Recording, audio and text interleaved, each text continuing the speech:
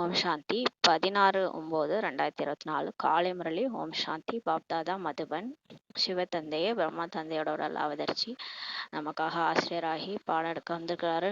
நம்ம இறை மாணவர்கள் மிக கவனமா ஆத்மா அபிமானி நிலையிலிருந்து இந்த முரளியை கேட்கலாம். பாபா சொல்றாங்க, இனிமையான குழந்தைகளே, இது அதிசயமான சத்சங்கமாகும். இங்கு உங்களுக்கு உயிருடன் இருந்தே இறப்பது கற்பிக்கப்படுகிறது. உயிருடன் இருந்தே இறப்பவர்களே அன்னப்பறவை ஆகிறார்கள் சொல்லி பாபா சொல்றாங்க. இது வந்து அதிசயமான சத்சங்கம். இங்க கடவுளும் ஆத்மாக்களும் பரமாத்மாவும் பரம்பிதா பரமாத்மாவும் ஆத்மாக்களும் சந்திக்கிற உண்மையான சங்கம் அது. இங்க வந்து பாபா நமக்கு உயிரோடு இறக்கிறதுக்கு கற்றுக் கொடுக்குறாரு.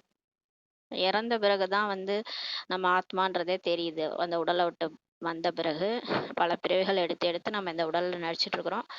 எல்லாருக்கும் இறந்த பிறகுதான் நம்ம இந்த நடிப்பு நடிச்சிட்டு இருந்தோம். இப்போ வந்து நம்ம ஆத்மா நம்ம உடலை விட்டு வந்துட்டோம். ஆனால் கர்ம கணக்கின் காரணமாக நம்ம வேற பிறப்பு எடுக்க வேண்டியது இருக்குன்னு இறந்த பிறகுதான் தெரியும்.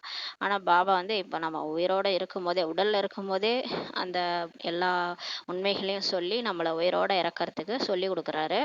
இப்போ இந்த உடல்ல இருந்தாலும் நான் மறுஜென்மம் எடுத்திருக்கிற ஆத்மா, என்னுடைய பழைய பிறவி முடிஞ்சிருச்சு. நான் இப்போ இறைவனுடைய குழந்தை, நான் வந்து ஈஸ்வரனுடைய குழந்தை, அவர் என்ன தத்தெடுத்துக்கிறாரு, இது என்னுடைய புது பிறவி. அந்த மாதிரி நமக்கு இங்க வந்து சொல்லி கொடுக்குறாரு. உயிருடன் இருந்தே இறப்பவர்களை தான் என்னன்னு சொல்றோம்னா அன்னப்பறவை ஆகிறாங்கன்னு சொல்லி சொல்றாரு. அவங்க மற்றவங்கள்ட்ட இருக்கிற கெட்டதை பார்க்க மாட்டாங்க. ஏன்னா நம்மளே போன பிறவிலேருந்து இறந்துட்டோம் இல்லையா, எந்த பிறவி ஞாபகமே இருக்காது நமக்கு.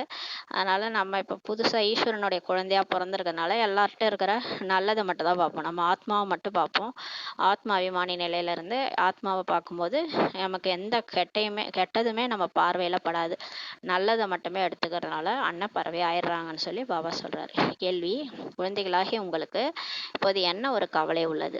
இப்போ உங்களுக்கு என்ன கவலை இருக்கு? பதில் பார்த்தீங்கன்னா, நாம் விநாசத்திற்கு முன்னதாகவே முழுமையாக வேண்டும், சம்பனம் ஆக வேண்டும். எந்த குழந்தைகள் ஞானம் மற்றும் யோகத்துல வலுவானவர்களாக ஆகிட்டு கொண்டே செல்கிறார்களோ அவர்களுக்கு மனிதனை தேவதை ஆக்குவது மனதிற்கினிய பழக்கமாகி கொண்டே போகிறது சொல்லி சொல்றாரு. இப்போ நமக்கு என்ன கவலைன்னா, பாபா நாங்கள் உங்களை நினச்சி உங்களை மாதிரி ஆகணும், முழுமையாகணும். ஏன்னா இந்த உலகம் வந்து இப்போ மோசமாயிட்டே போகுது, விநாசம் கண்டிப்பாக வரப்போகுது. அந்த டைமில் எல்லாரும் ஐயோ ஐயோன்னு கதறுவாங்க. நம்மளும் அவங்களோட சேர்ந்து ஐயோ ஐயோன்னு கதறக்கூடாது. நம்ம ஆகான்னு இருக்கணும்னா நம்ம முழுமையாக இருக்கணும், சம்பன்னம் ஆயிருக்கணும். ஞானத்தில், பாபாவுடைய குணங்கள்ல, சக்திகள்ல எல்லாத்துலேயும் பாப் சமானாகி கடவுளுக்கு சமானமாக இருந்தோம்னா நம்மளை எதுவுமே பாதிக்காது. அதனால நமக்கு இப்போ கவலை என்னன்னா, நான் அமிர்த வேலையை ஒழுங்காக பண்ணணும், நான் முரளி ஒழுங்காக படிக்கணும், நான் பாப் சமான் ஆகணும், நான் எந்த மாயாவசமும் ஆயிடக்கூடாது. இதுதான் நம்மளுடைய கவலையா இப்போ இருக்குது. எந்த குழந்தைகள் ஞானம் மற்றும் யோகத்துல வலுவா இருக்கிறாங்களோ அவங்க என்ன பண்ணுவாங்கன்னா, மனுஷனை தேவதையாக்குற காரியத்துல மனசை ஈடுபடுத்திக்கிட்டே இருப்பாங்க. அவங்களுக்கு அது ஒரு ஹாபி ஆயிடும்னு சொல்லி சொல்றாரு. பாபாவுக்கு கருவியா இருந்து செயல்படுவாங்க, இறைவனுடைய கருவியா இருந்து செயல்படுவாங்க. அவர்களால் சேவை செய்யாமல் இருக்கவே முடியாது.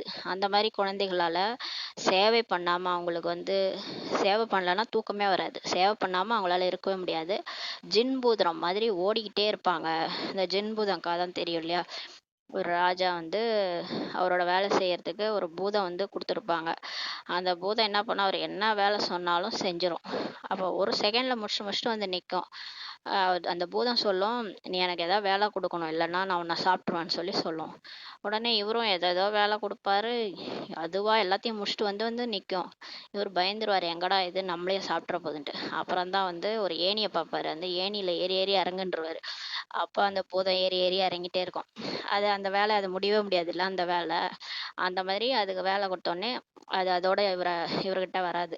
அந்த மாதிரி இப்போ நம்ம வந்து ஜின் பூதம் மாதிரி இப்போ இருக்க சொல்றாரு பாபா. சேவை செய்யற காரியத்துல ஓடிக்கிட்டே இருக்கணும் நீங்கன்னு சொல்லி சொல்றாரு. சேவையுடன் கூடவே தங்களையும் சம்பனமாக ஆக்கும் கவனம் இருக்கும். அவங்க சேவை பண்ணாலும் தன்னையும் வந்து சம்பனம் ஆக்கிடுவாங்க. அந்த அட்டென்ஷன் அவங்களுக்கு இருக்கும். சேவையே ஃபர்ஸ்ட் நம்ம ஒழுங்கா இருந்தாதான் நம்மளால சேவையே பண்ண முடியும். நம்மளே சரியில்லைன்னா நம்ம சேவையே பண்ண முடியாது. அதனால சேவையின் கூடவே அவங்களும் திருந்திக்கிட்டே வருவாங்க. அவங்களுக்கும் கவனம் வைப்பாங்க. அவங்க வந்து அமிர்த வேலையை பண்ணுவாங்க, அவங்களுக்குன்னு டைம் ஒதுக்கி யோகா பண்ணுவாங்க, பாபாவை நினைப்பாங்க, அதுவும் செஞ்சுக்கிட்டே கூடவே செஞ்சுக்கிட்டே இருப்பாங்கன்னு சொல்லி சொல்றாரு. அந்த மாதிரி இருப்பாங்க. எந்த மாதிரியான குழந்தைகள் வந்து இப்போ நமக்கு இந்த கவலை இருக்குது. எந்த குழந்தைகள் ஞானத்தில் யோகத்தில் வலுவாகிட்டே போறாங்களோ அவங்களுக்கு தான் இந்த பழக்கம் இருக்கும் சொல்றாரு. ஓம் சாந்தி. ஆன்மீக தந்தை வந்து ஆன்மீக குழந்தைகளுக்கு இவ புரிய வைக்கிறாரு. ஆத்மாக்கள் எல்லாருமே சாக்காரத்துல இருக்கிறாங்க, உடலில் வசிக்கிறாங்க இல்லையா. இப்போ எல்லாமே நம்ம நடிக்க வந்துட்டாங்க, வந்துகிட்டே இருக்கிறாங்க. இப்போ வந்து உடல்ல தான் எல்லா ஆத்மாக்களும் இருக்கிறாங்க, அதாவது பாபாவுடைய குழந்தைகள். மேலும் பிரஜாபிதா பிரம்மாவினுடைய குழந்தைகள் ஆவார்கள். இப்போ எல்லாருமே ஒரு சிவத்தந்தையோட குழந்தைகளா இருந்தாலும் உடல்ல இருக்கிறதுனால பிரஜாபிதா பிரஜைகளின் தந்தை பிரம்மாவனுடைய குழந்தைகள் ஆவார்கள். ஏனெனில் தத்தெடுக்கப்பட்டவர்களாக இருக்கிறாங்க இல்லையா. இப்ப எல்லாருமே கடவுளால தத்தெடுக்கப்பட்டவங்களா இருக்கிறாங்க. இவர்கள் சகோதர சகோதரியாக ஆக்குகிறார்கள் என்று உங்களை எல்லோரும் கூறுகிறார்கள். இப்ப உலகத்தார் என்ன சொல்றாங்க, பிரம்மா குமாரிகள்கிட்ட போயிட்டா எல்லாரையும் சகோதரன் சகோதரியா பார்க்க வைப்பாங்கன்னு சொல்றாங்க. பாபா சொல்றாரு, உண்மையில் ஆத்மாக்களாகிய நீங்கள் சகோதர சகோதரர்கள் ஆவீர்கள் என்று குழந்தைகளுக்கு தந்தையே புரிய வைத்துள்ளார். இப்ப ஒரு கடவுள் தான், உலகத்துக்கே ஒரு தந்தை தான், பரம்பிதா பரமாத்மானா கடவுள் ஒருவரே, ஒன்றே குலம் ஒருவனே தேவன்லாம் பாடுறீங்க இல்லையா. அப்போ உலகத்தார் எல்லாருமே ஒரு தந்தையினுடைய குழந்தைகள் தான், ஒரு கடவுள் தான் எல்லாருக்கும் போது அப்ப நம்மெல்லாம் யாரு, நம்ம எல்லாருமே சகோதர சகோதரர்கள் தானே. யூனிவர்சல் பிரதர்ஹுட் சொல்றீங்கல்ல, அப்ப அது கரெக்ட் தானேன்றார் பாபா. இப்போது புதிய சிருஷ்டி ஆகிறது, இப்போது இந்த உலகம் புதுசாக போகுதுன்றாரு. எனவே முதலில் பிராமணர்கள் வருவாங்க, குடிமி வேண்டும். பிராமணர்கள் இருந்தாதான் தூய்மை பண்ண முடியும். அவங்க தூய்மையாகி தான் உலகத்தை தூய்மையாக்குறாங்க. நீங்கள் சூத்திரர்களாக தான் இருந்தீங்க, இப்போது டிரான்ஸ்ஃபர் ஆகிட்டு இருக்கிறீங்கன்னு சொல்றாரு. பிராமணர்கள் கூட அவசியம் வேண்டும். பிரஜாபிதா பிரம்மாவின் பெயரோ பிரசித்தமானது. இப்ப ஏதோ ஒரு யாகம் வளர்த்தணும்னா கண்டிப்பா பிராமின்ஸை தான் கூப்பிடுவாங்க இல்லையா. வீட்டுல ஏதாவது ஒரு யாகம் பண்ணணும், ஒரு ஏதாவது ஒரு தவசம் கொடுக்கணும், நல்ல காரியமா இருந்தாலும் சரி கெட்ட காரியமா இருந்தாலும் சரி பிராமணர்கள் தான் கூப்பிடுவாங்க. அதனால பாபா சொல்றாரு, பிராமணர்கள் கண்டிப்பா வேணும். பிரஜாபிதா பிரம்மாவின் பெயரோ பிரசித்தமானது. பிரம்மாவோட பேர் வந்து பிரசித்தமானதுன்னு சொல்றார் பாபா. இந்த கணக்குப்படி குழந்தைகளாகிய நாம் எல்லாருமே இப்ப சகோதரன் சகோதரிகளா ஆகிறோம் பாபா சொல்றாரு. யாரெல்லாம் தங்களை பிரம்மகுமார் குமாரிகள் என்று அழைத்துக் கொள்கிறார்களோ அவர்கள் அவசியம் சகோதரன் சகோதரி ஆகிறாங்கன்னு பாபா சொல்றாரு.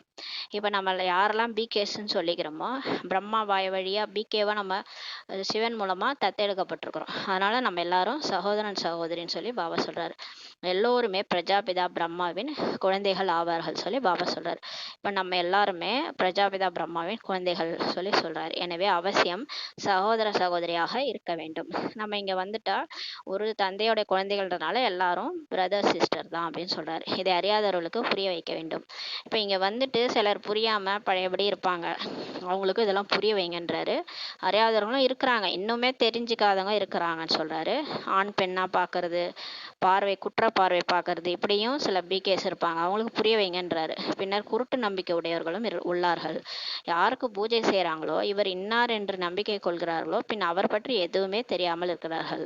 கோயிலுக்கு போயிட்டு பூஜை பண்றாங்க, லட்சுமி நாராயணன் விநாயகர் முருகன்ட்டு, ஆனாலும் அவங்க யாருன்னே தெரிஞ்சுக்காம இருக்கிறாங்கன்னு சொல்றாரு. குருட்டு நம்பிக்கையில பூஜை செய்யறாங்க. லட்சுமி நாராயணுக்கு பூஜை செய்கிறார்கள், ஆனால் அவர்கள் எப்போது வாழ்ந்தாங்க, எப்படி ஆனார்கள், பிறகு எங்கு சென்றார்கள், எதுவுமே தெரியாம இருக்கிறாங்கன்னு சொல்றாரு. ஒரு இடத்துல ஒரு சிலை இருக்குன்னா அந்த சிலை வைக்கிறாங்கன்னா அந்த சிலையில இருக்கிறவங்க கண்டிப்பா ஒரு காலத்துல வாழ்ந்துட்டு போயிருப்பாங்க, சைத்தன்யமா அந்த ஆத்மா இருந்துட்டு ஏதோ நல்ல காரியம் பண்ணிட்டு போயிருப்பாங்க, அப்பதான் சிலை வைப்பாங்க. அதனாலதான் காந்தி சிலை, நேரு சிலை, கண்ணகி சிலை எல்லாம் வச்சிருக்கிறாங்கன்னா ஏற்கனவே கண்ணகி வாழ்ந்துட்டு போயிருக்காங்க, காந்தி வாழ்ந்துட்டு போயிருக்காரு, அதனாலதான் சிலை வச்சிருக்காங்க. அப்ப இந்த லட்சுமி நாராயணன் என்ன பண்ணிட்டு போனாங்க, ஏன் அவங்களுக்கு சிலை வச்சிருக்காங்க, விநாயகருக்கு ஏன் சிலை வச்சிருக்காங்க, முருகருக்கு ஏன் சிலை வச்சிருக்காங்க, இதை நம்ம யோசிக்கிறதே கிடையாது. அவங்களாம் சைத்தன்யத்துல வாழ்ந்துட்டு போனவங்க, அவங்க ஏதோ ஒரு காரியம் பண்ணிட்டு போயிருக்கிறாங்க. அப்ப இப்ப அவங்க எங்க இருக்கிறாங்க, இதெல்லாம் தெரிஞ்சுக்காமலே பூஜை செய்யறாங்கன்னு சொல்றாரு.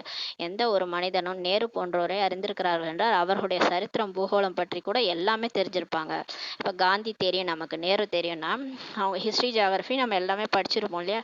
நேரு இப்படிப்பட்டவர், இந்த காலத்துல பிறந்தாரு, இதை செஞ்சாரு, இந்த மாதிரி நம்ம இந்திய நாட்டுல அவரு பிரைம் மினிஸ்டர், சீஃப் மினிஸ்டர், பிரைம் மினிஸ்டரா இருந்தாரு, அப்படின்ற விஷயம் எல்லாமே நமக்கு தெரியும் இல்லையா, ஒரு காலத்துல இருந்தாருன்ட்டு. அந்த மாரி இந்த லட்சுமி நாராயணன் பத்தி ஏன் தெரிஞ்சுக்க மாட்டீங்கன்னு சொல்லி கேட்குறாரு. வாழ்க்கை சரித்திரம் பற்றி அறியாம உள்ளார்கள் என்றால் பின் அவர்களால் என்ன பயன் சொல்லி பாபா கேட்குறாரு. பூஜை செய்கிறாங்க, ஆனால் அவர்களது வாழ்க்கை சரித்திரத்தை அறியாமலே இருக்கிறாங்கன்னு சொல்லி பாபா சொல்றாரு. இப்போ எதுக்கு சொல்ல வர்றாரு, கோயிலுக்கு போய் சாமி கும்பிட்றீங்களே, அந்த சாமி யாரு, அந்த சாமியை பத்தி தெரிஞ்சுக்கிட்டீங்களான்னு சொல்லி கேட்குறாரு. மனிதர்களின் வாழ்க்கை சரித்திரத்தையோ அறிந்துள்ளார்கள்.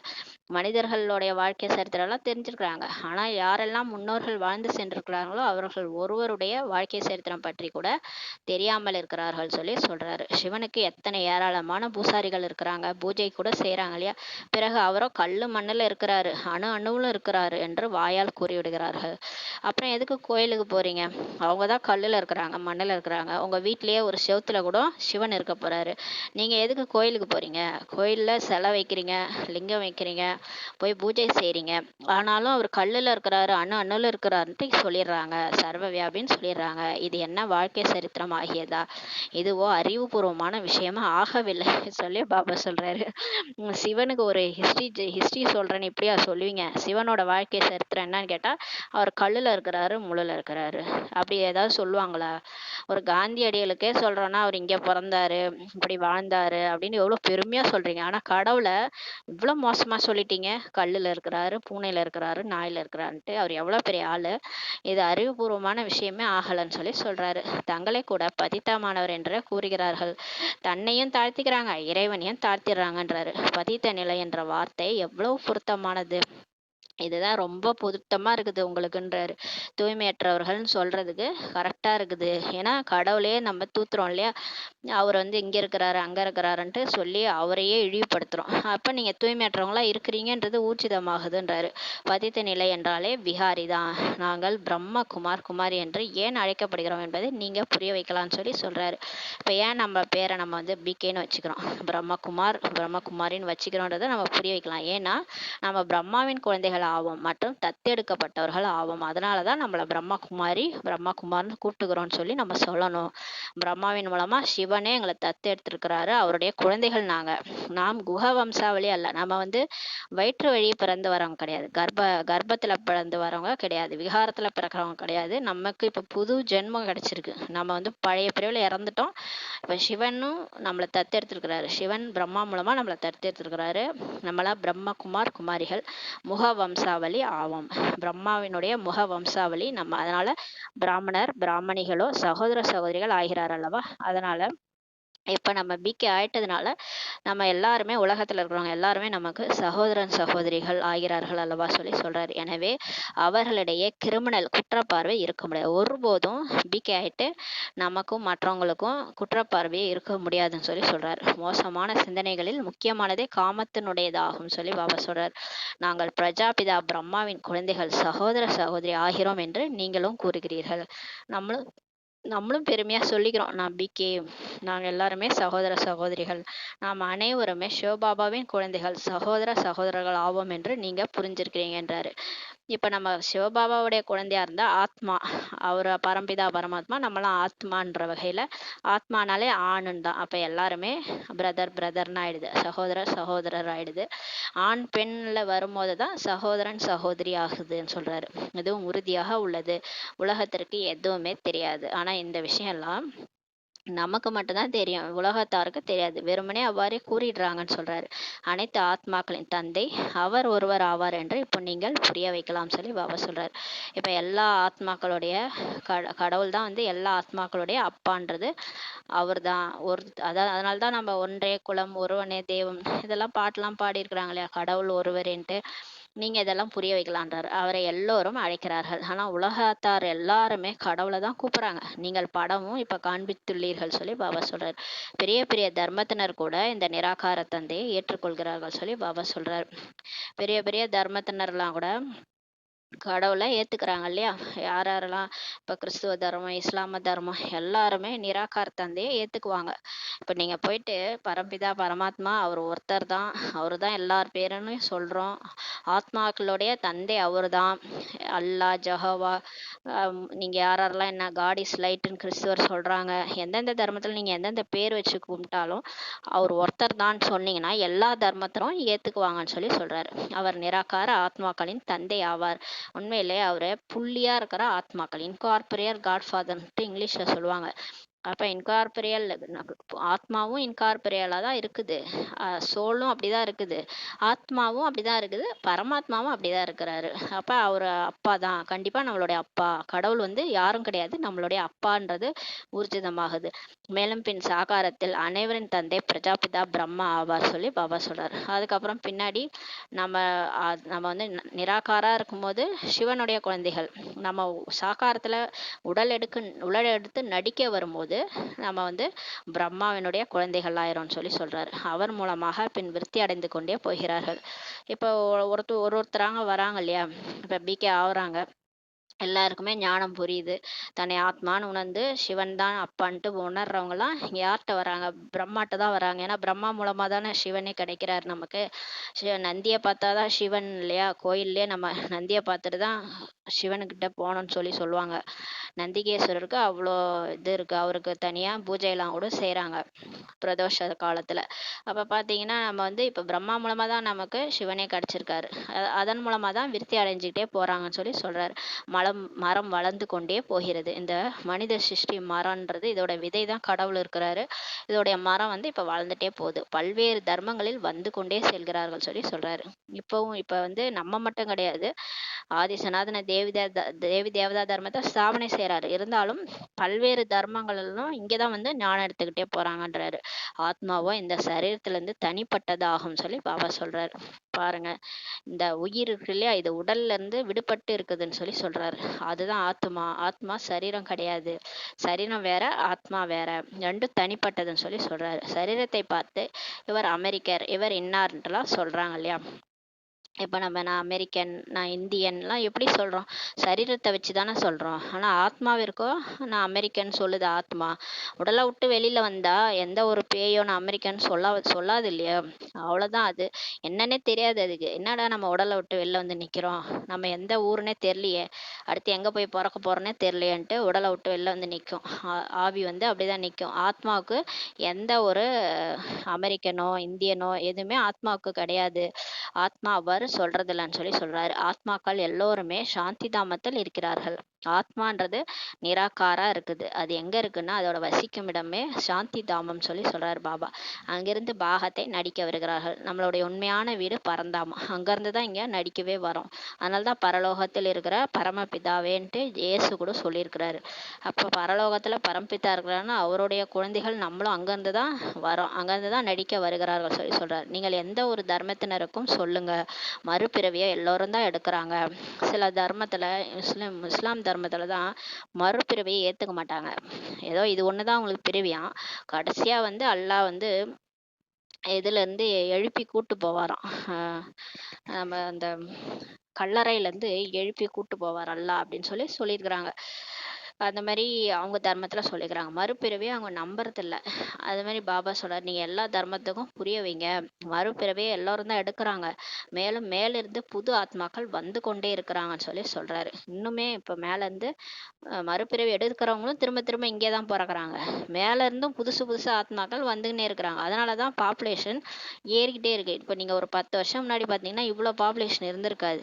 நீங்க அந்த சென்சஸ் எடுத்து பாத்தீங்கன்னா, இந்தியாவோட சென்சஸ் ஒரு 100 வருஷத்துக்கு முன்னாடி இந்தியாவில் எவ்வளோ பாப்புலேஷன் செக் பண்ணுங்க, இப்போ எவ்வளோ பாப்புலேஷன் செக் பண்ணுங்க, ஏறி இருக்கும். அப்போ எங்கேருந்து வருது ஆத்மாலாம்? மேலேருந்து வருதுன்றாரு. டோட்டலாக 800 கோடியை தாண்டுது. அவ்வளோ பேர் இருக்கிறீங்க ஆத்மாக்கள். யாருன்னா சிவத்தந்தையினுடைய குழந்தைகள். அவங்க பார்ட் எடுக்க நடிக்க வராங்க மேலேருந்துன்னு சொல்றாரு.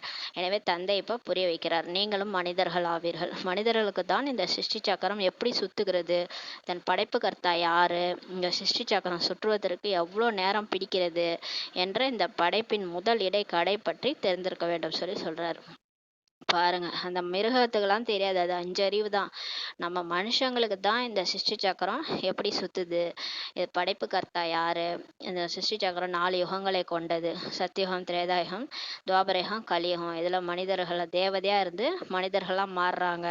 இந்த கதையெல்லாம் நமக்கு தெரியும். இது படைப்பு கர்த்தா கடவுள் தான். இந்த சிருஷ்டி சக்கரம் சுத்துவதற்கு எவ்வளோ நேரம், கால நேரம் வந்து 5000 வருஷம் ஆகுது என்ற இந்த முதல் இடை கடை ரகசியம்லாம் யாருக்கு தெரியணும்? இந்த இங்க உள்ளார நடிக்கிறவங்க நடிகர்களுக்கு தான் தெரியணும். நடிகர்கள் தான் மனிதர்கள். மனிதர்கள் தான் 6 அறிவு இருக்குது. 6 அறிவு ஜீவனுக்கு தான் இதெல்லாம் புரிய வைக்க முடியும்னு சொல்லி சொல்றாரு.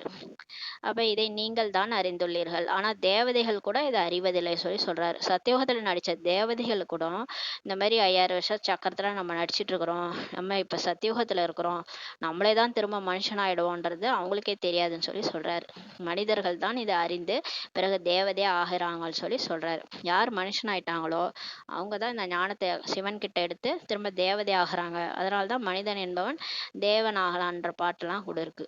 மனிதனை தேவதையாக ஆக்குபவரோ தந்தை ஆவார் சொல்லி பாபா சொல்றார். தந்தை தன்னுடைய மற்றும் படைப்பினுடைய அறிமுகத்தையே இப்ப கொடுக்கிறார் சொல்லி சொல்றார்.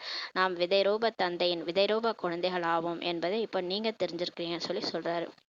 எப்படி தந்தை இந்த தலைகீழான விருட்சத்தை பற்றி அறிந்துள்ளார், அதே போல நாமும் அறிந்துள்ளோம். இப்ப கடவுள் ஞான கடல், அவருக்கு எல்லாம் தெரிஞ்சிருக்குன்னா அவரை மாதிரி நம்மளும் எல்லாத்தையும் தெரிஞ்சிருக்கிறோம்னு சொல்லி சொல்றாரு. மனிதர்களுக்கு ஒருபோதும் இதை புரிய வைக்க முடியாது. ஸோ இந்த மாதிரியான விஷயங்கள், தன்னை ஆத்மான்னு புரிஞ்சுக்கிறது, கடவுள் யாருன்னு தெரிஞ்சுக்கிறது, இந்த மாதிரி சிருஷ்டி சக்கரம் 5000 வருஷம் இதை சுத்துது, இதில் நம்ம நடிக்கிறோம், இந்த ஞானம்லாம் ஒருபோதும் மனிதர்களுக்கு புரிய வைக்க முடியாது. இது கடவுளே வந்து புரிய வைக்கிறாருன்னு சொல்லி சொல்றாரு. ஆனால் உங்களுக்கு தந்தை இப்போ புரிய வைத்துள்ளார். நீங்கள் பிரம்மாவின் குழந்தைகள் ஆகாதவரை இங்கு வரவே முடியாது சொல்லி சொல்றாரு. 7 நாள் கோர்ஸ் எடுக்காம புரியாதவரை நீங்க பிகேவா பிராமணர்களின் சபையில எவ்வாறு அமர முடியும் சொல்லி பாபா சொல்றாரு. இதற்கு இந்திர சபைன்ட்டு சொல்றாங்க. இப்ப இந்திரன்னா அந்த மழை பொழியறவரு, இந்திரன்னாலே மழை கடவுள், மழை பொழிய வைப்பாருன்னு சொல்லுவாங்க. அது மாதிரி இங்க ஞான மழையை பொழியிறாரு கடவுள். இந்த ஞான மழை பொழியிற இடத்துல இதை இந்திர சபைன்னு நம்ம சொல்றோம். இங்க வர்றவங்க ஃபர்ஸ்ட் 7 நாள் கோர்ஸ் எடுக்கணும், பிகேவா ஆகணும், பிரம்மாவுடைய தத்தெடுக்கப்பட்ட குழந்தைகளா ஆகணும், பிரம்மா பாபாவை ஏத்துக்கணும். இதெல்லாம் புரிஞ்சுக்கிட்டு சிவன் தான் பிரம்மா உடல்ல வந்திருக்கிறாருன்ட்டு ஏத்துக்கிட்டு 7 நாள் கோர்ஸை கத்துக்கிறவங்க தான் இங்க உட்கார முடியும்னு சொல்லி சொல்றாரு. இது இந்திர சபைன்ட்டு சொல்லப்படுது. இந்திரன் ஒன்றும் அந்த தண்ணீரின் மழை பொழிவதில்லை. அதுல கதையில காமிச்சிருக்காங்க இல்லையா, இந்திரன் மழை பொழியிற கடவுள். அவர் நினைச்சாருன்னா மழை பொழிய வைப்பாரு, இல்லைன்னா மழையே பொழியாம பண்ணிட்டுருவாரு அப்படிலாம் சொல்லுவாங்க. இந்த கிருஷ்ணரோட படங்கள்ல எல்லாம் காமிச்சிருப்பாங்க. அந்த தண்ணீரின் மழையெல்லாம் இந்திரன் பொழியறதில்லைன்னு சொல்லி சொல்றாரு. அது கதை, இந்திர சபை என்று இங்கே சொல்லப்படுகிறது. பரிகள் தேவ மங்கைகள் கூட நீங்கள் ஆக வேண்டும். இப்ப இந்திரனுடைய சபையில தேவதைகள் இருந்தாங்க, டான்ஸ் ராஜமங்க அப்படி டான்ஸ் ஆடினாங்கலாம் சொல்லுவாங்க, அந்த பேர்லாம் சொல்லுவாங்க. இந்திரனோட சபையில மேனகா அதெல்லாம் சொல்லுவாங்க டான்ஸ் ஆடுவாங்கன்ட்டு. ஆனா உண்மையிலே இங்க நம்ம தான் தேவ மங்கைகள், நம்ம தான் இங்க ஆகணும்னு சொல்லி சொல்றாரு. அநேக விதமான தேவலோக பெண்கள் பாடப்பட்டுள்ளார்கள். ஒரு சில குழந்தைகள் நல்ல அழகானவர்களாக இருக்கும் பொழுது இவர்களோ பரிகள் போல இருக்கிறார்கள் என்று கூறுகிறார்கள் அல்லவா. இப்ப சில சின்ன சின்ன குழந்தைகள்லாம் இருக்கும் உலகத்துல, அது பார்க்கும் போதே ட்ரெஸ் பண்ண அழகா இருக்குங்க, தேவதை மாதிரி இருக்கும். அதை சொல்லுவோம் இல்லையா, நம்ம இந்த பொண்ணு பாரு பார்க்கறதுக்கே தேவதை மாதிரி இருக்குன்னு. பவுடர் ஆகியவை போட்டு அழகானவர்களாக ஆகிடுறாங்கன்னு சொல்லி பாபா சொல்றாரு. அவங்க மேக்கப் போட்டு பவுடர்லாம் போட்டு அழகாயிடுறாங்களாம் அப்படின்னு சொல்றாரு பாபா. சத்தியுகத்தில் நீங்கள் பரிகளாக தேவதைகளாக ஆகிறீங்கன்னு சொல்லி பாபா சொல்றாரு. நம்மளும் மேக்கப்பே போடாம இங்க பாபாட்ட ஞானம் கேட்டு பரிகளா தேவதைகளா ஆயிரோம்னு சொல்றாரு. இப்போது நீங்கள் ஞான கடல்ல ஞான ஸ்நானம் செய்யறதுனால பரிகளா தேவி தேவதைகளா ஆகிறீங்க. ஒண்ணும் இல்லைங்க, ஞானம் கேட்டாலே போதும் நம்ம தேவதைகளா ஆயிரோம்னு சொல்லி பாபா சொல்றாரு. எப்படி இருந்த நாம் எப்படி ஆகி கொண்டிருக்கிறோம் என்பதை இப்ப நீங்க தெரிஞ்சிருக்கிறீங்கன்றார் பாபா. யார் என்றுமே தூய்மையான தந்தையா இருக்கிறாரோ, என்றுமே மிகவும் அழகானவரா இருக்கிறாரோ, அந்த பிரியாணி உங்களை அது போல ஆக்குவதற்காக கருமையான உடல்ல இப்ப பிரவேசம் செய்கிறார். இப்ப ஒரு பிரயாணினா அந்த வழிப்போக்கனா வந்திருக்கிறாரு. அது கொஞ்ச நேரத்துக்கு சுத்தி பார்க்க வருவாங்கல்ல, அந்த மாரி வந்திருக்கிறாரு. இவரு எப்பயுமே தூய்மையா இருக்கிறாரு. எப்பயுமே அழகா இருக்கிறாரு. அதனால தான் அவர் சுந்தரம். சத்தியம், சிவம், சுந்தரம்னு சொல்லுவாங்க. சிவன சொல்லுவாங்க. அவர் எப்பயுமே அழகா இருக்கிறவரு, அவர் வந்து நம்மளையும் அழகாக்கிட்டு போயிடுறாராம். அத மாரி அவர் வழிப்போக்கனா வந்திருக்கிறாரு. அவர் வந்திருக்கிறாரு. எங்க வந்திருக்காருன்னா, கருமையான உடல்னா, தூய்மையற்ற உடல்ன்னு சொல்றாரு. பிரம்மா உடல் வந்து கருப்பா கருப்புன்னா அந்த கருப்பு கிடையாது. ஆத்மா வந்து கருப்பா இருக்குது. தூய்மையற்ற உடல்ல வந்து பிரவேசம் செய்றேன்னு சொல்றாரு. நான் வர்றதோ கலியுகத்துல தான். அதுவும் தூய்மையற்ற பதித்த உடல்ல தான் வரேன் சொல்றாரு. இப்போது வெண்மையானவராக யார் ஆக்க முடியும்? இப்ப நம்மளெல்லாம் தூய்மையற்றவங்களா இருக்கிறோம் இல்லையா? நம்மள தூய்மையாக்குறவர் யாரா இருக்க முடியும்? அவரு தூய்மையா இருந்தா தானே நம்மள ஆக்க முடியும். அதனால அவர் தானே ஆக்க முடியும். பாபா தானே ஆக்க முடியும் அல்லவா? சொல்றாரு. சிருஷ்டியின் சக்கரமோ சுற்ற வேண்டியே இருக்கிறது. இந்த சிருஷ்டி சக்கரம் எப்படி இப்ப பகல் போது இரவு போது எதையாவது நிறுத்த முடியுதா நம்மளால? வாழ்க்கைய ஒரு வட்டம்னுவாங்க. எதையுமே நிறுத்த முடியாது. வயசாகுது, அதை நிறுத்த முடியுதா? முடியாது. அப்படியே அந்த சின்ன குழந்தையா இருக்கிறோம், அப்புறம் வயசாகுது, அப்புறம் அப்படியே இறந்து போயிடுறாங்க இல்லையா? பிறக்குறாங்க, இறக்குறாங்க. இது கூட ஒரு வட்டம், வாழ்க்கைய ஒரு வட்டம்னுவாங்க. அது சக்கரம்ன்றது, அதை தான் வந்து சிருஷ்டி கூட ஒரு சக்கரம்ன்றாரு பாபா. அதை தான் புரிஞ்சிக்க மாட்றாங்க. மற்ற எல்லாத்தையும் ஏத்துக்கிறாங்க.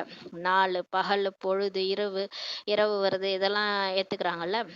எதையாவது நிறுத்த முடியுதா? நம்மளால நிறுத்த முடியல. அதே மாதிரிதான் இந்த சிருஷ்டி சக்கரமும், சத்தியுகம், திரேதாயுகம், துவாபரயுகம், கலியுகம். இப்ப கலியுகம் முடிஞ்சு கண்டிப்பா சத்தியுகம் வரும். அது சுற்ற வேண்டி இருக்கிறது சொல்றாரு. இப்போது நீங்கள் வெண்மையாக ஆக வேண்டியே இருக்கிறது சொல்றாரு. இப்ப நம்ம தூய்மையா கண்டிப்பா ஆய்தான் ஆகணும். பாபா படிக்க வச்சு மாத்துவாரு. இல்லைன்னா டிராமாவே நம்மளை மாத்திரும். அடி கொடுத்து அவங்கவுங்க பண்ற தப்ப அவங்கவுங்கள ரியலைஸ் பண்ண வச்சு தூய்மையாகி திருந்தி தான் எல்லாரும் போயிடுவாங்க கடைசியா. நம்மள பாபா படிக்க வச்சே மாத்திடுறாரு. படிப்பிக்கக்கூடிய ஞான கடல் ஒரே ஒரு தந்தை ஆவார். நமக்கு சொல்லி கொடுக்குறவர் சாதாரண மனுஷங்க கிடையாது. நமக்கு ஞான கடல் சிவத்தந்தையே வந்து சொல்லி கொடுத்துட்டு இருக்கிறாரு. ஞானத்தின் கடல், அன்பின் கடலாகவும் அவர் இருக்கிறாரு. அந்த தந்தைக்கு பாடப்படும் மகிமையோ லௌகீக தந்தைக்கு இருக்க முடியுமா என்ன? பாருங்க, கடவுளையும் இந்த சாதாரண லௌகீக தந்தையும் ஒப்பிட முடியுமா? எப்பேற்பட்டவர் அந்த தந்தை. எல்லையில்லாத தந்தைக்கு தான் மகிமையே இருக்கிறது. எல்லா புகழும் இறைவனுக்கேன்னு எல்லா தர்மமும் சொல்றாங்க இல்லையா? எங்களை வந்து இது போல மகிமையுடையவர்களாக ஆக்குங்கள் என்று அவரை தான் எல்லாருமே இப்ப அழைக்கிறாங்கன்னு சொல்றாரு. இப்போது நீங்கள் வரிசை கிரமமான முயற்சிக்கேற்ப இப்ப ஆகிக் கொண்டு இருக்கிறீர்கள் அல்லவா? இப்ப நம்ம எல்லாரும் தூய்மையாயிட்டு இருக்கிறோம். ஆனா வரிசை கிரமமான முயற்சி பண்ணிட்டு இருக்கோம். படிப்பில் எல்லாருமே ஒரே ரசனை உடையவர்களாக இருக்கிறது இல்ல. இப்ப முரளிக்கூடம் எல்லாரும் ஒரே மாதிரி படிக்க மாட்றாங்க. ஓரளவு ஒரு ரசனையா இருக்க மாட்றாங்கன்னு சொல்றாரு. இரவு பகலுக்கான வித்தியாசம் கூட இருக்கிறது அல்லவா? உங்களிடம் கூட நிறைய பேர் வருவாங்க. பிராமணராக அவசியம் இப்ப ஆகத்தான் வேணும்னு சொல்றாரு. இப்ப கூட நிறைய பிகேஸ் வந்துட்டு இருக்கிறாங்க. கண்டிப்பா உங்கள்ட்ட வருவாங்க. நீங்க மாற மாற கவர்ச்சி ஏற்பட்டு உங்கள்ட்ட வருவாங்கன்றாரு. பிறகு ஒரு சிலர் நல்ல முறையில படிப்பாங்க. உங்கள்ட்ட வர்றவங்க கூட சிலர் நல்லா படிப்பாங்க, சிலர் குறைவாக தான் படிப்பாங்க. யார் படிப்பில் எல்லோரையும் விட நன்றாக இருப்பாங்களோ அவர்களால் மற்றவர்களுக்கும் கற்பிக்க முடியும். யார் நல்ல முரளியை படிக்கிறாங்களோ அவங்க வந்து மற்றவங்களுக்கும் சொல்லித்தர முடியுன்றாரு. இத்தனை கல்லூரிகள் வெளிப்பட்டு கொண்டே இருக்கிறது என்பதை நீங்கள் புரிந்து கொள்ள முடியும். இப்போ நிறைய சென்டர்ஸ் ஓப்பன் ஆகிட்டே இருக்குது. இந்த கல்லூரியில் படைப்பவர் மற்றும் படைப்பின் முதலிடை கடை பற்றிய ஞானமே கிடைக்கிறது என்று யார் வேண்டுமானாலும் புரிந்து கொள்ளும் வகையில் அப்பேற்பட்ட கல்லூரியை அமையுங்கள் என்று பாபாவும் கூறுகிறார். நீங்க அந்த மாதிரி ஒரு காலேஜ் ஓபன் பண்ணுங்க.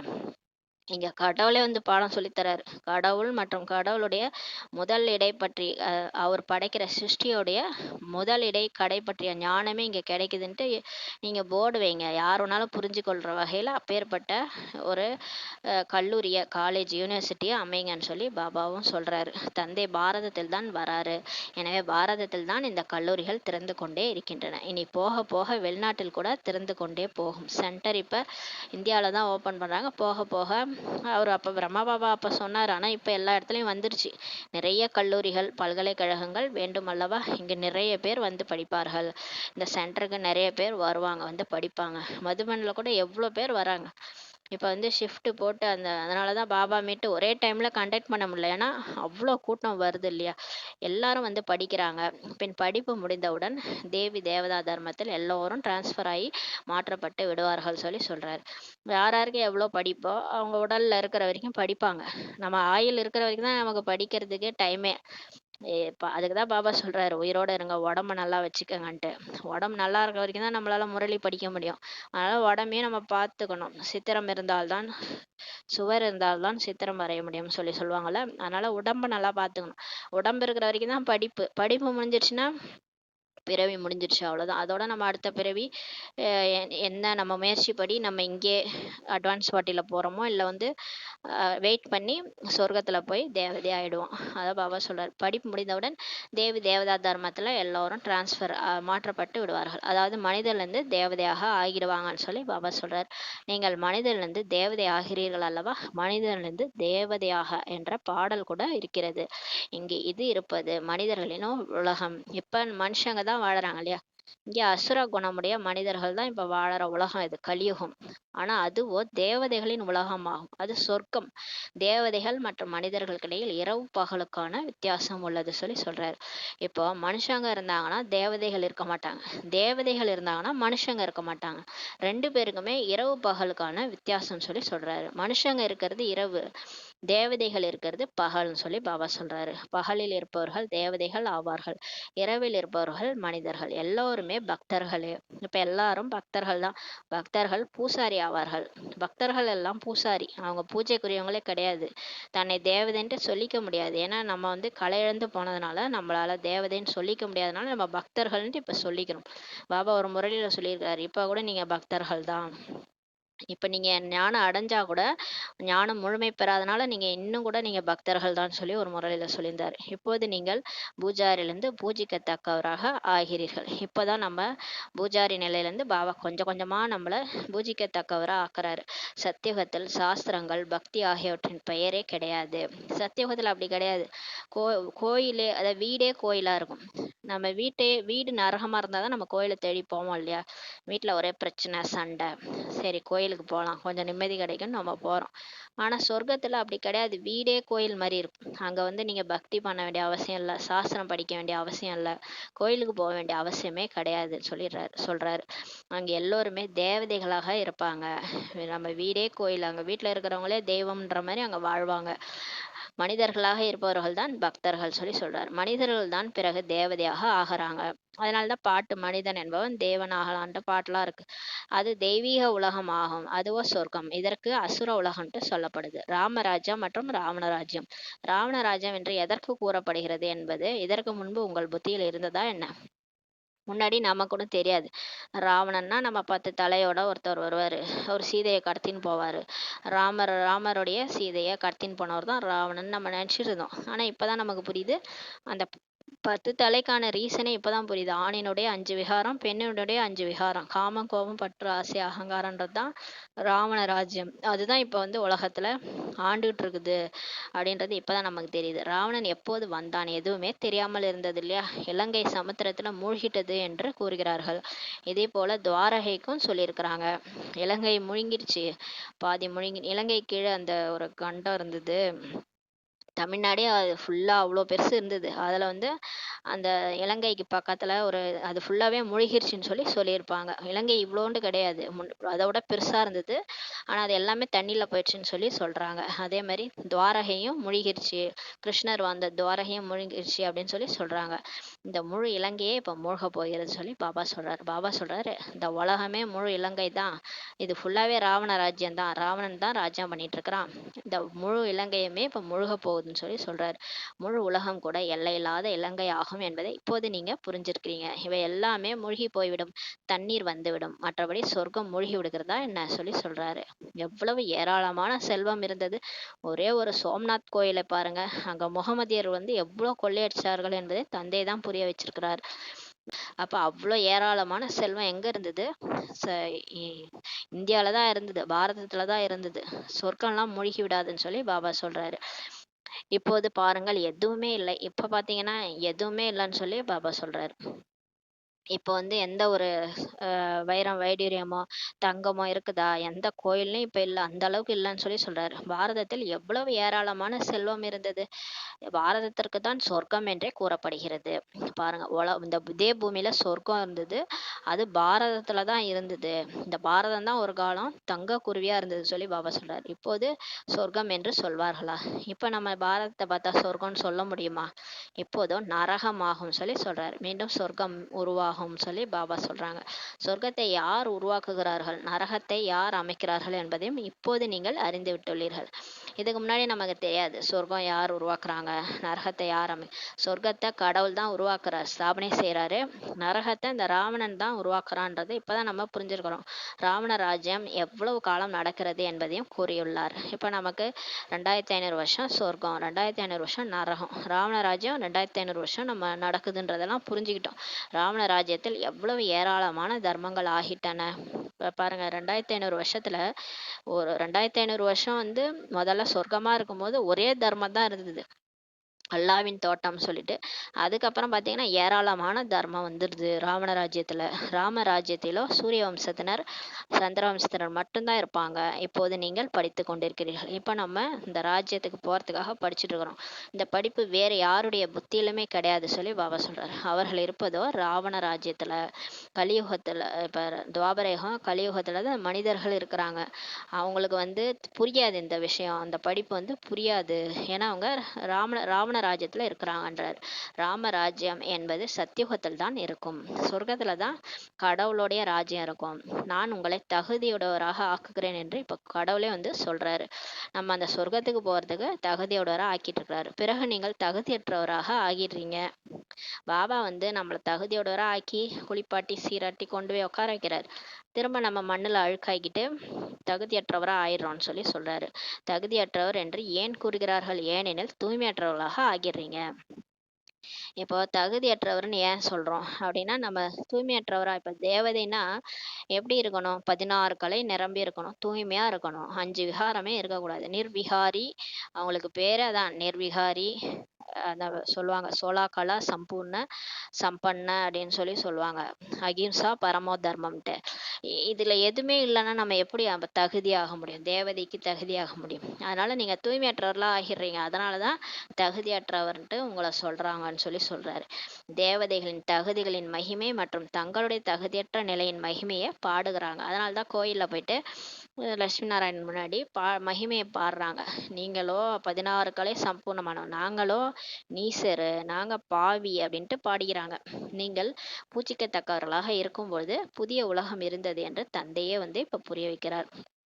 நம்ம வந்து ஆத்மாக்கள் இப்போ இந்த உடல்ல இருந்து டிரான்ஸ்ஃபர் ஆகி நம்ம சொர்க்கத்துக்கு போயிடுறோம் இல்லையா? அங்க வந்து நம்ம பூஜிக்கத்தக்கவரா இருக்கும்போது தான் அந்த உலகம் எப்படி இருந்துச்சு, புதுசா இருந்ததுன்னு சொல்லி பாபா புரிய வைக்கிறார். மிகவும் குறைவான மனிதர்கள் தான் அங்க இருந்தாங்க. 9 லட்சம் பேர் தான் ஆரம்பத்துல இருந்தாங்க. முழு உலகிற்கு நீங்க தான் அதிபதியாக இருந்தீர்கள் சொல்லி சொல்றாரு. ஒரு காலத்துல இந்த உலகமே சொர்க்கமா இருந்தது. அங்க குறைவான பாப்புலேஷன் தான் இருந்தது, தேவதைகளா இருந்தாங்க. அந்த உலகத்துக்கே நீங்க தான் அதிபதியா இருந்தீங்கன்னு சொல்லி சொல்றாரு. இப்போது உங்களுக்கு மிகுந்த குஷி இருக்கணும்.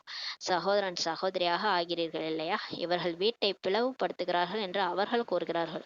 இந்த பிகேஸ் வந்து வீட்டையே பிரிக்கிறாங்க, கணவன் மனைவியை சகோதரன் சகோதரி ஆக்கிடுறாங்க அப்படின்லாம் மற்றவங்க வெளியில பேசிக்கிறாங்க.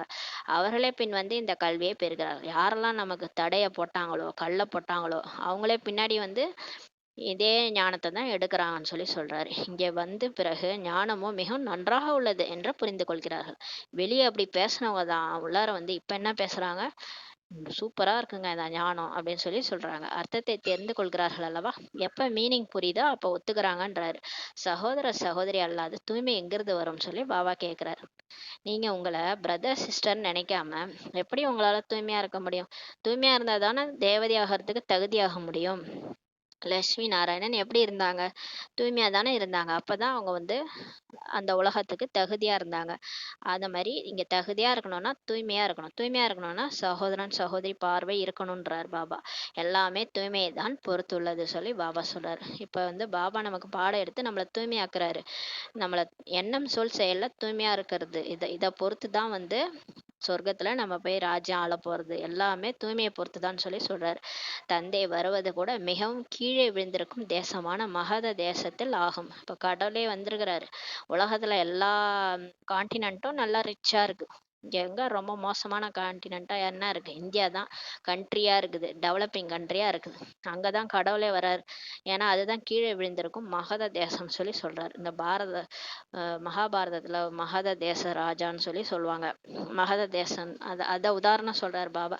மிகவும் தூய்மையற்றவராக இப்ப இருக்கிறாங்க. இப்ப எல்லாருமே தூய்மையற்று போய் இருக்கிறாங்கன்றாரு. உணவு பழக்க வழக்கங்கள் கூட ரொம்ப அசுத்தமாக இருக்கிறது. இப்ப என்னென்னமோ சாப்பிட்றாங்க இல்லையா, ஒன்னத்தையும் விட மாட்றாங்க.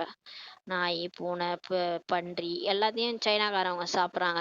அப்போ உணவு பழக்கங்களே எவ்வளோ ஒரு அசுத்தமா இருக்குன்னு சொல்றாரு. நான் அநேக பிறவிகளின் கடைசி சரீரத்துல தான் இப்ப பிரவேசம் செய்கிறேன் என்று தந்தையே சொல்றாரு. கடவுள் சொல்றாரு, எனக்கு உடல் இல்லை, நான் மறுபிறவில வர்றதில்ல, எனக்கு ஒரு உடல் தேவை. நான் கலியுகத்துல என்னை கூப்பிடுறீங்க, அப்ப நான் யார் உடல்ல வர்றது?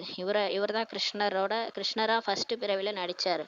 இவருடைய கடைசி பிறவில இந்த பத்தித்த சரீரத்துல தான் நான் இவரோட உடல்ல தான் வந்து பிரவேசம் செய்யறேன்னு சொல்றாரு. இவரே 84 பிறவி தான் எடுக்கிறாரு. Last show first show last ஆயிடுறாரு.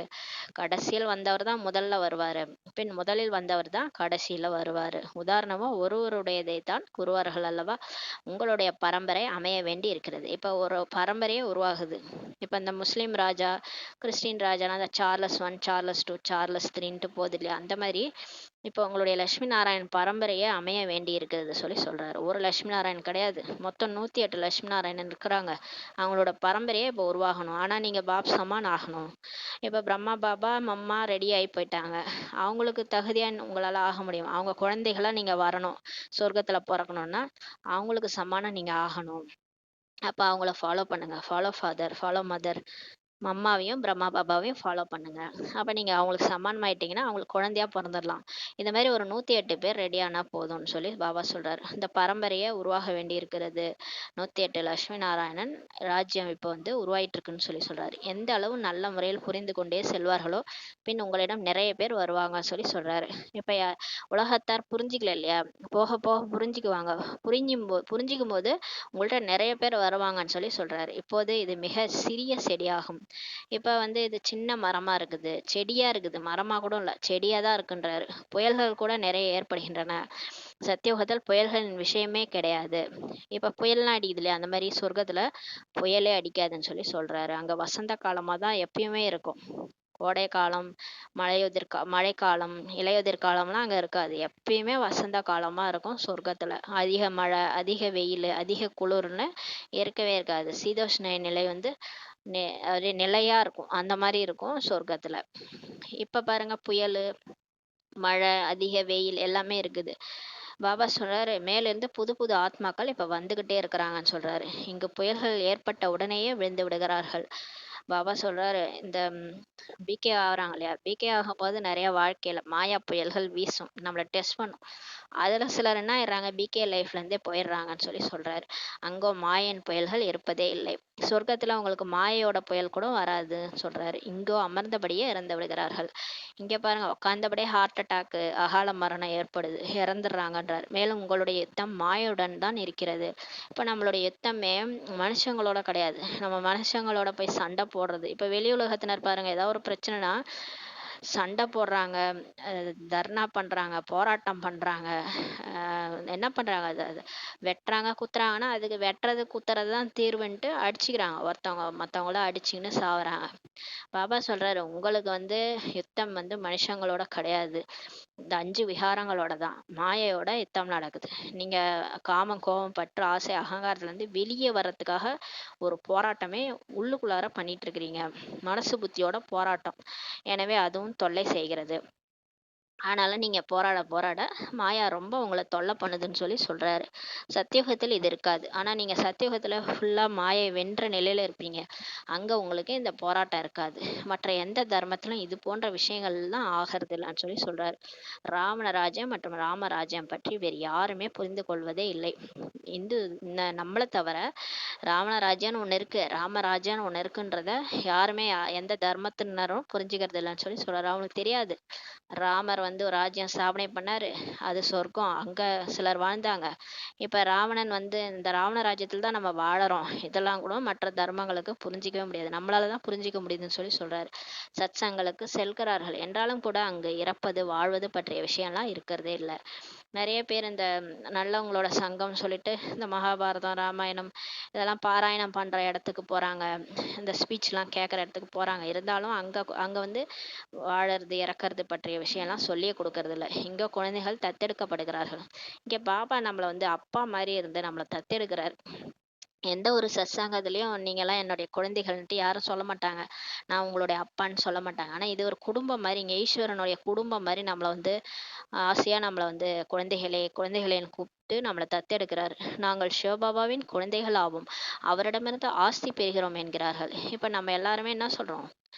ரொம்ப பெருமையா சொல்லிக்கிறோம், நாங்க கடவுளுடைய குழந்தைகள், அவர்கிட்ட அப்ப ஆஸ்தி எடுக்கிறோம். ஆஸ்தி எடுக்க எடுக்க பின் விழுந்து விடுகிறார்கள் என்றால் ஆஸ்தியும் முடிந்து போய்விடும். பாபா சொல்றார், இங்க பாடமும் படிச்சுக்கிட்டு பாபாட்ட வந்து பிகேவா இருந்துகிட்டு வெளியும் போயிட்டு விஹாரத்துல விழுந்துட்டீங்கன்னா ஆஸ்தி போயிடும்னு சொல்றாரு. அன்னத்துல இருந்து மாறி கொக்காக திரும்பி ஆயிடுறாங்கன்னு சொல்றாரு. பிறகும் தந்தை கருணையுள்ள உடையவரா இருக்கிறார். ஆதலால் புரிய வைத்து கொண்டே இருக்கிறார். இருந்தாலும் பாபா வந்து பிகே ஆயிட்டு இந்த மாதிரி வேலையை பண்ணாலும் பாபா அவங்களுக்கும் கருணை உள்ளவராகி புரிய வச்சுக்கிட்டே இருக்கிறாரு. ஒரு சிலர் மீண்டும் ஏறி விடுகிறார்கள். ஒரு சிலர் என்ன ஆயிடுறாங்க, தன் தப்பை புரிஞ்சுக்கிறாங்க. நல்லா வந்து பாபா ஞானத்துல முன்னேறி போயிட்டே இருக்கிறாங்க.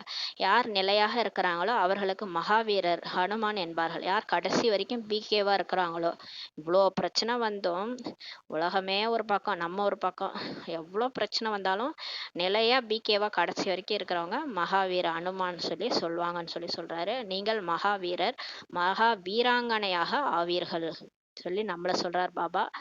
வரிசை கிரமமாகவோ இருக்கவே இருப்பார்கள். அந்த நீங்க எல்லாமே பிகேஸ் ஒரே மாதிரி இருக்க மாட்டாங்க. எல்லாம் வரிசை கிரமமா 1 2 3 அப்படிதான் இருப்பாங்க. 5 விரலும் ஒரே மாதிரி இருக்காது இல்லையா? அந்த மாதிரி எல்லாரும் ஒரே மாதிரி இருக்க மாட்டீங்கன்றாரு.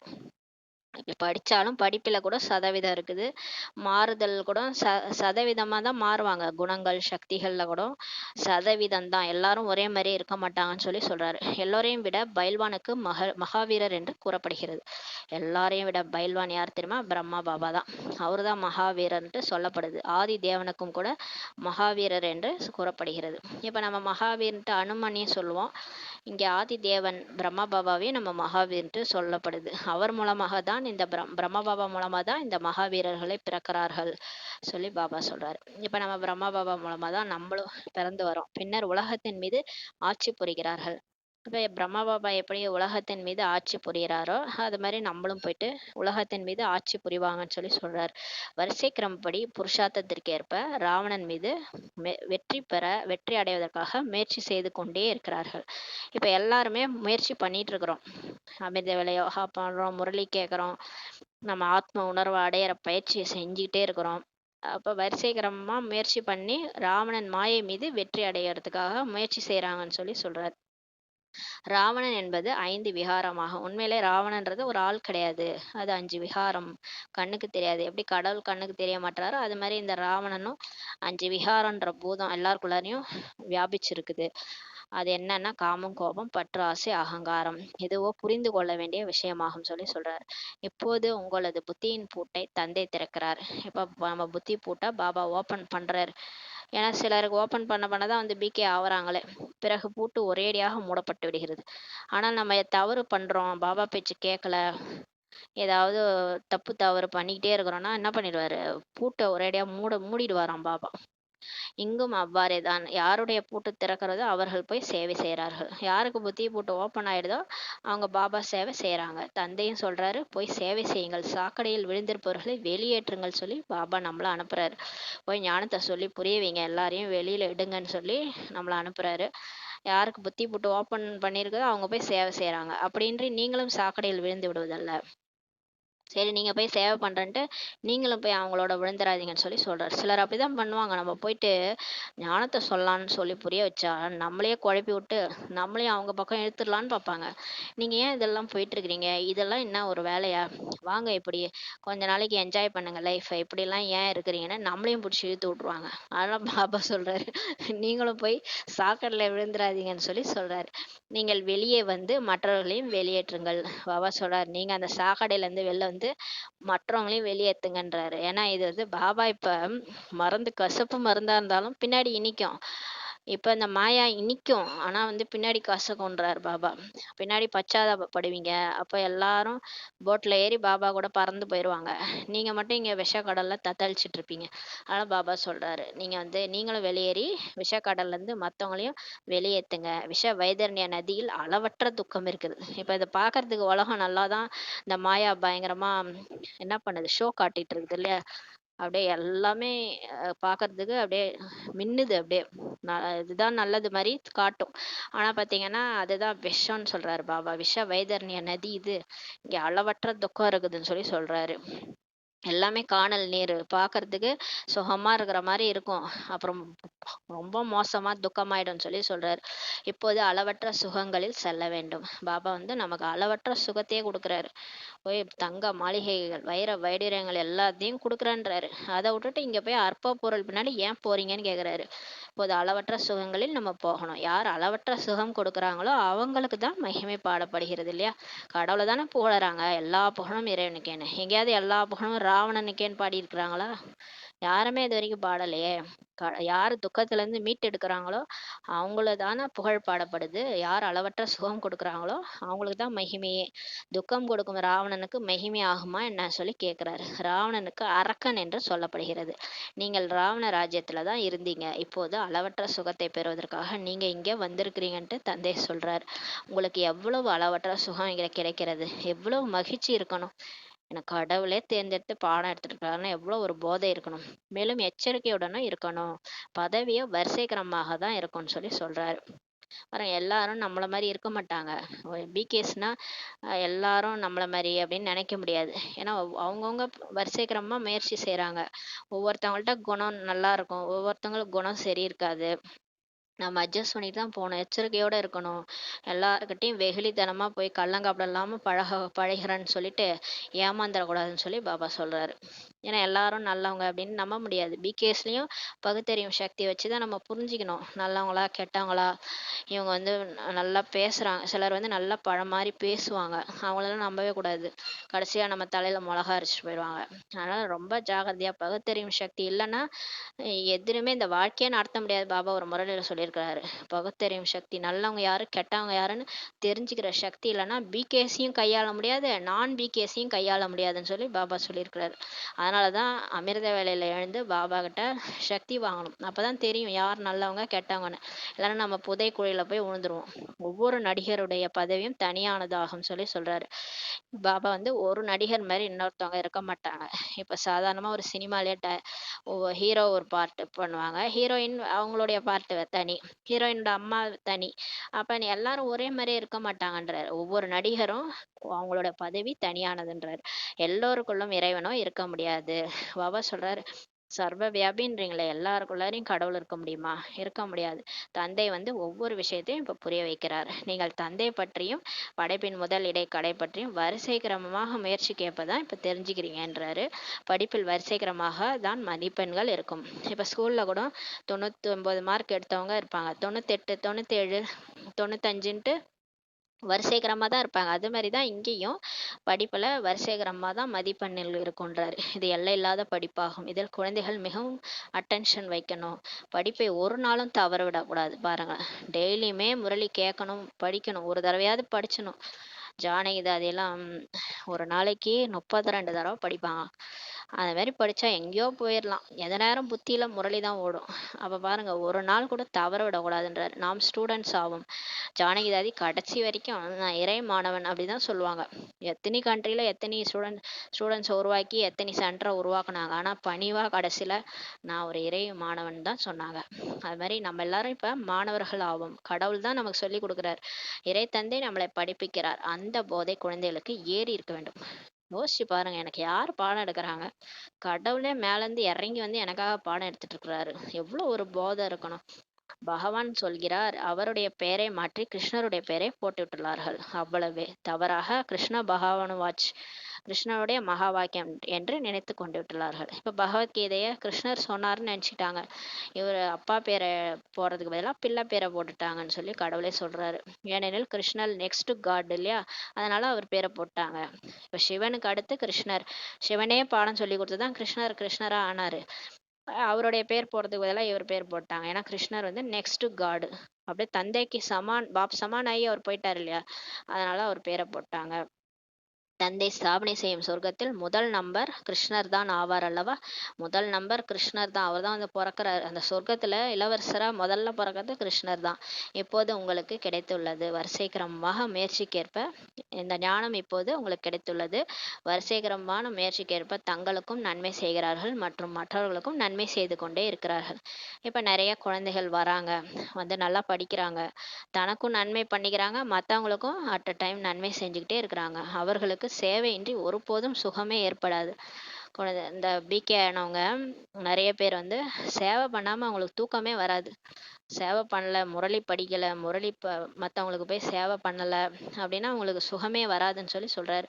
குழந்தைகளாகிய நீங்கள் யோகம் மற்றும் ஞானத்தில் வலிமை உடையவர்களாக ஆகினீர்கள் என்றால் ஜின்பூதம் மாதிரி ஆயிடுவீங்க, காரியம் செய்வீர்கள் சொல்லி பாபா சொல்றாரு. எப்ப பார்த்தாலும் ஞானம், யோகம், பாபா நினைவு, ஞானம் அந்த மாதிரி ஆயிட்டீங்கன்னா ஜின்மூதம் மாதிரி ஆயிடுவீங்க, உங்களுக்கு ரெஸ்டே இருக்காதுன்றாரு. நீங்க அந்த மாதிரி காரியம் செய்ய ஆரம்பிச்சிருவீங்கன்னு சொல்லி சொல்றாரு. நேத்து கூட சொன்னார்ல, குழந்தைகள்கிட்ட எனக்கு பிடிக்காத 2 விஷயம், சோம்பேறித்தனம் சொன்னாரு. சோம்பேறித்தனமா இருக்கிறது, இன்னொன்னு வந்து மனசு உடைஞ்சு போயிடுறது. யாராவது ஏதாவது சொல்லிட்டாங்கன்னா மனசு உடைஞ்சு போயிடுது. அப்புறம் நான் எதுக்கு இருக்கிறேன்னு சொல்லி கேக்குறாரு பாபா. என்னுடைய குழந்தை தானே நீங்க, நீங்க ஏன் மனசு உடைஞ்சு போறீங்க? ஒரு ராஜாவுடைய குழந்தை யாராவது ஏதாவது சொன்னாங்க மனசு உடைஞ்சு போகுமா? எங்க அப்பாவே ராஜா, நான் எதுக்கு கவலை பண்ணோன்ட்டு உட்காந்துருக்கோம். அந்த மாதிரி நீங்க ஏன் மனசு உடைஞ்சு போறீங்கன்னு சொல்லி கேக்குறாரு. அப்ப நம்ம சோம்பேறியா இருக்கிறது பாபாவுக்கு பிடிக்கல, மனசு உடைஞ்சு போறது பாபாவுக்கு பிடிக்கல. அப்ப தலைவனுக்கே பிடிக்காத 2 விஷயத்த நம்ம செய்யலாமா? ஆனா பாபா சொல்றாரு. அதனால இன்னைக்கு என்ன சொல்றாரு, ஜின் பூதம் மாதிரி ஆயிடுங்க அப்படின்னு சொல்றாரு. மனிதனை தேவதையாக ஆக்கக்கூடிய ஹாபி ஏற்பட்டு விடும்.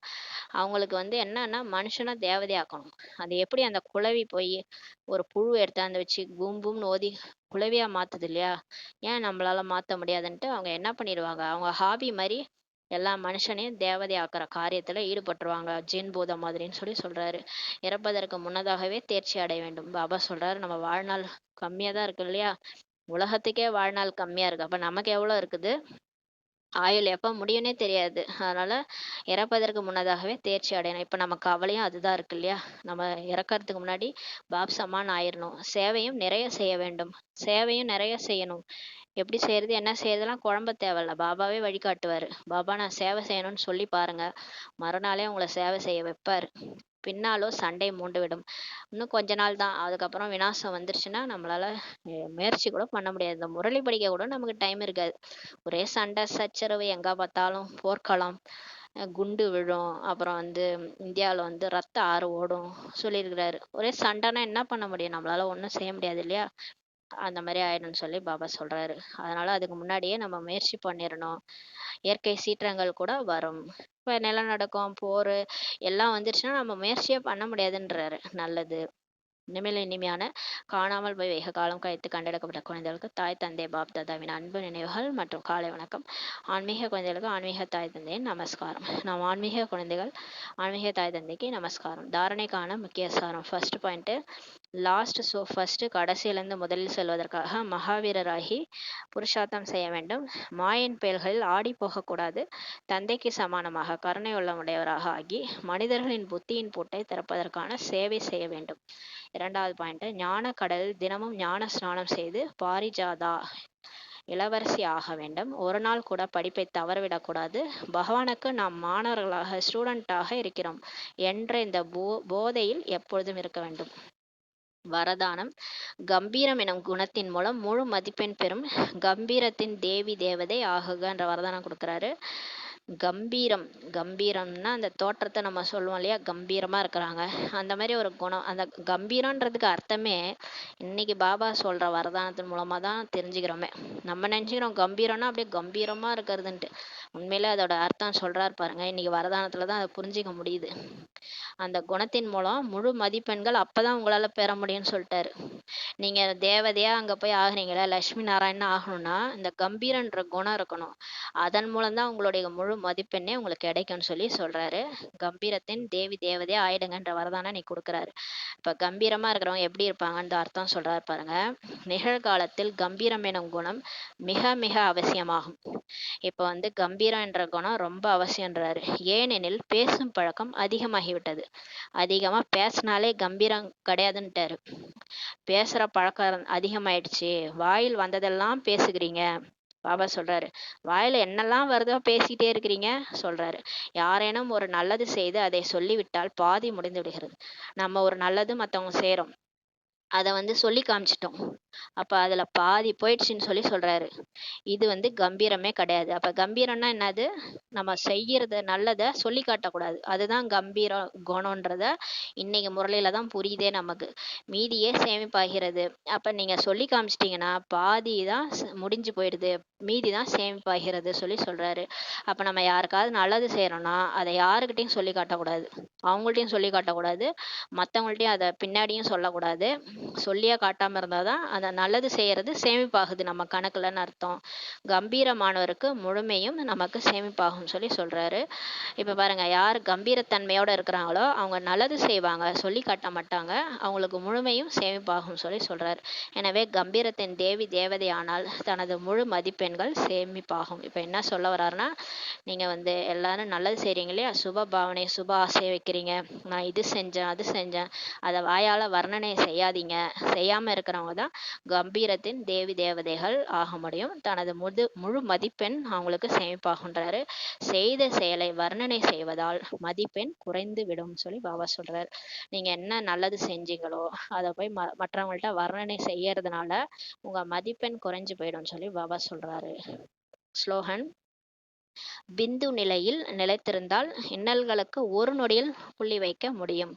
நம்ம எப்பயுமே ஆத்ம உணர்வுல அசரீரியா, நான் இந்த சரீரம் இல்லை, நான் ஆத்மா அப்படின்னு நிலைச்சு இருக்கும்போது, சரி அசரீர நிலையில இருக்கும்போது நம்ம துன்பம் எல்லாம், இன்னல்கள்னா துன்பம், நம்ம துன்பம் எல்லாமே தூரம் விலகிடும். ஒரு நொடியில ஃபுல் ஸ்டாப் வைக்க முடியும்னு சொல்லி சொல்றாரு. நம்மளுடைய கஷ்டத்துக்கு ஒரு நொடியில, ஒரு செகண்ட்ல ஃபுல் ஸ்டாப் வச்சிடும். எப்படி வைப்போம்? நான் ஒரு ஆத்மா, நான் ஒரு நடிகன், இது ஒரு டிராமா, அவ்வளவுதான், ஃபுல் ஸ்டாப் வச்சிடும். எங்க அப்பா வந்து ஒரு புள்ளி, நான் ஒரு புள்ளி, இந்த டிராமா ஒரு புள்ளி, இந்த என்னுடைய பிரச்சனையும் ஒரு புள்ளி, அது ஒண்ணுமே இல்லை அப்படின்னு சொல்லிட்டு ஃபுல் ஸ்டாப் வச்சிடலாம்னு சொல்லி பாபா சொல்றாங்க. ஓம் சாந்தி. நன்றி பாபா, நன்றி நன்றி. ஓம் சாந்தி.